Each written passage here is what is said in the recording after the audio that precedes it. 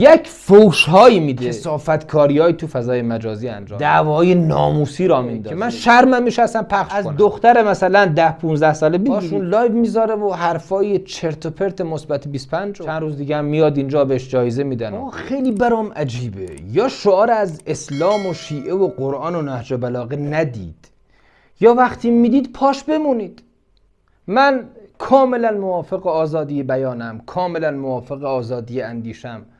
غلط بکنه هر حاکمیتی در هر کجای جهان بخواد با زبان و اندیشه و قلم مخالفت کنه، اما سیاست‌های دوگانه، سیاست‌های پارادوکسیکال، سیاست‌های متناقض حال آدمو به هم میزنه. خودتون تو تاریخ میگید، تو نهج البلاغه علی هست، میگو بعدن پیش علی ایشون 25 سال خونه نشین میشه. سر چی؟ سر یه حرف. بهش میگن که تو شورای 6 نفره میگن اگه میخوای حکومت به تو برسه بیا به مردم بگو من طبق قرآن، سنت رسول و 2 خلیفه قبلی عمل میکنم، حاکمیت به شمال تو.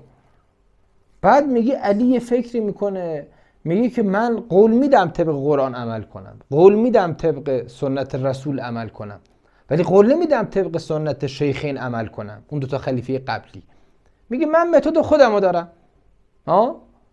خب بعد میره رو هوا 25 سال خونه نشین میشه.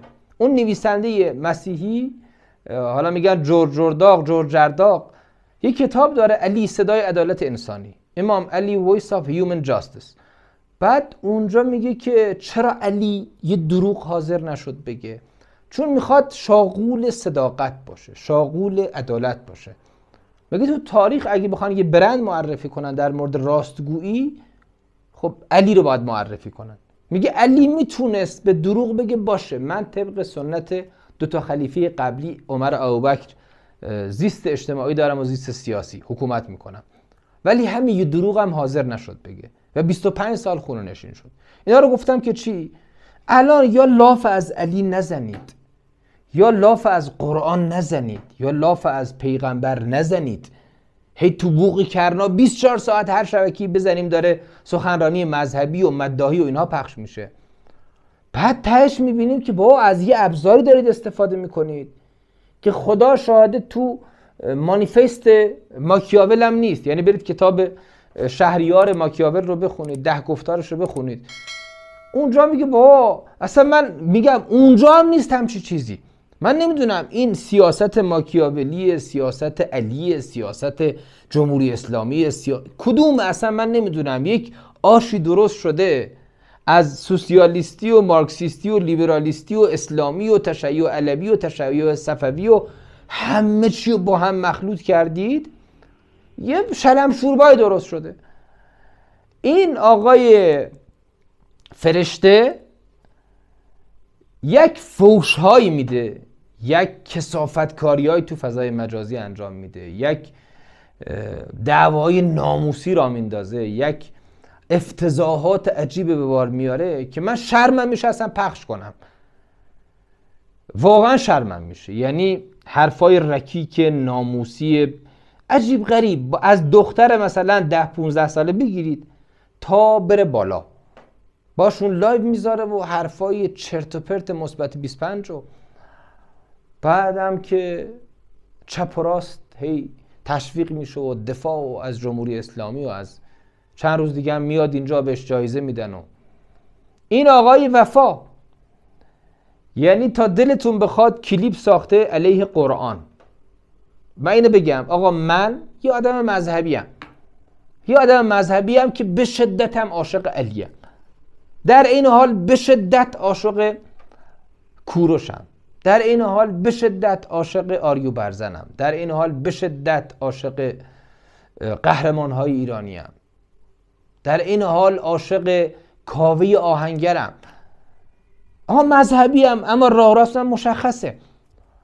این آقایی که ور میداره سر تا پای قرآن رو میشوره، من به اونش هم کار ندارم. به نظر من عقیده آزاده، هر کسی هر حرفی میتونه بزنه، اما تا مادامی که توهین توش نباشه. آقا من تفکر ایکس رو قبول ندارم، اما نمیام بهش فوش بدم که، نمیام خلاصه تخریبش کنم به این معنای غلط، ناسزا بهش بدم. آقا قبولت ندارم، اینم حرف منطقی.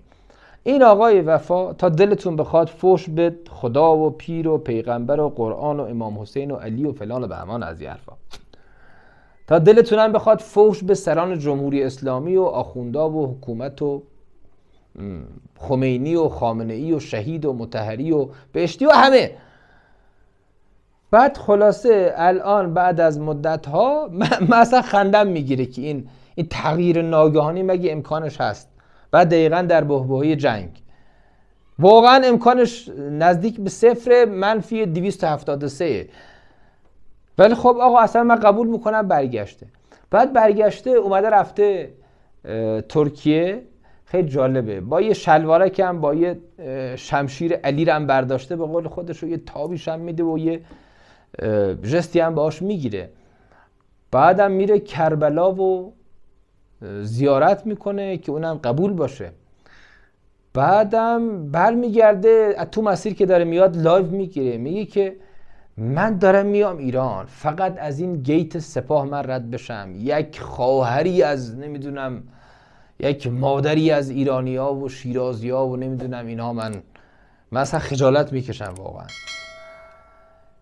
خب ما دم خروس رو باور کنیم، قسم حضرت عباس رو باور کنیم، کدوم رو باور کنیم واقعا؟ میگه آدم اصلا خجالت میکشه، این همه تناقض، این همه پارادوکس. آقا اگه توهین کردن بده، تتلو چرا چند وقت رفته زندان؟ بعد اون طرف پویان مختاری هی تلاش میکنه برگرده، اون طرف قیصر برمیدارید میارید میخونه. آقا اینا اگه از اول اشتباه بوده چرا از الان زدینشون به بغل؟ اگه درست بوده این همه سال چرا محدودشون کردین؟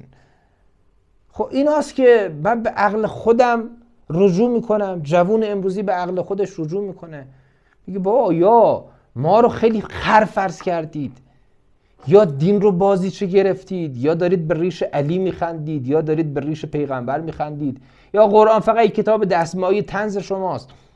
کدوم ما قبول کنیم؟ فحش دادن، ناسزا گفتن به زن و بچه مردم، بعد بیاد الان اینجا خلاصه الا اینی که من تو ذهنم میاد از اول که رفته با نقشه بوده، الانم که برگشته با نقشه است. آقا من قبلا گفتم پاشم هستم، قبلا من گفتم پویان مختاری آخرش برمیگرده میاد همینجا، الان داره اتفاق میفته. قبلا گفتم شاهین نجفی برمیگرده، الان شاید خیلیاتون بخندید ولی یه روزی برمیگرده.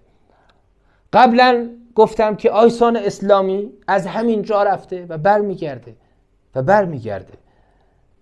در مورد خیلی از افراد دیگه.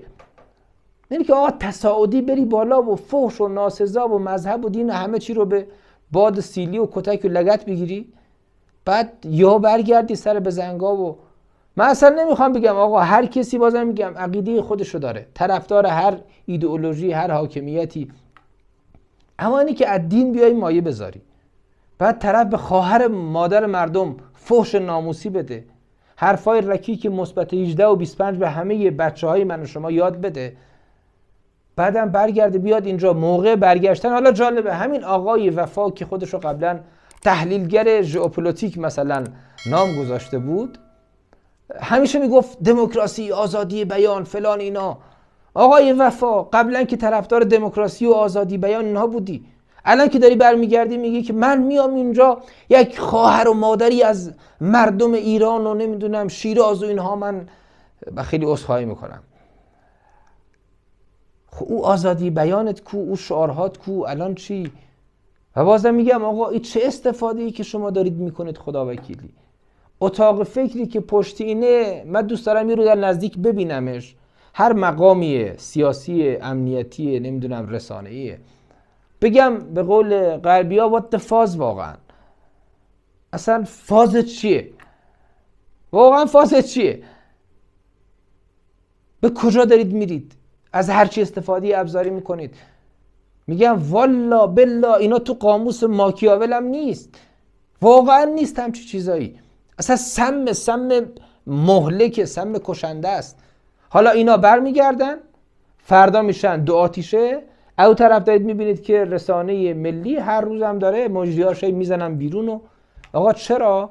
چون خواست یک جمع ملت رو برآورده نمی کنید. با یه اهداف خاصی، با یه مشاوره های غلطی، با یک زد و بنده های مزخرف و داغونی هی فکر میکنید که اینا دردی و درمون میکنه، در عوض داره مردم رو بیشتر زده میکنه، مردم رو بیشتر بینشون فاصله ایجاد میکنه، دو قطبی دارید ایجاد میکنید. و سود این دو قطبی هم که خب دودش تو چشم مردم میره و تو چشم جغرافیای ایران، سودش هم تو جیب یه عده، اونم زود گذر، نه یه سود دائمی. امیدوارم که بیاید آقا یه تجدید نظر کنید. آقا به خدا هیچکی عاشق ایران تیکه پاره نیست. من به عنوان یه ایرانی دوست دارم لر، ترک، عرب، کرد، فارس، بلوچ، کرمانجی همه کنار هم، گیلکی، شمالی، ترکمن، همه کنار هم زندگی کنیم. ایران اینجوری قشنگه. لعنت بر اونی که دنبال تجزیه باشه، لعنت بر اونی که دنبال جنگ باشه، ولی لعنت بر اونی که داره با این کاراش دو قطبی ایجاد میکنه. لعنت بر اونی که داره مردم رو به جون همدیگه میندازه. و بازم میگم کیه پشت پرده این جریانات که سالهای سال داره تو جامعه دو قطبی ایجاد میکنه، که این شده الان وضعیت ما، که متاسفانه یه طیف زیادی از اینی که ترامپ حمله کنه خوشحالن، از اینی که ایران عزیز به خطر بیفته و تیکه پاره بشه یه عده‌ای ابراز خوشحالی میکنن. توف بر شرف اونی که داره این دو قطبی ها رو ایجاد میکنه.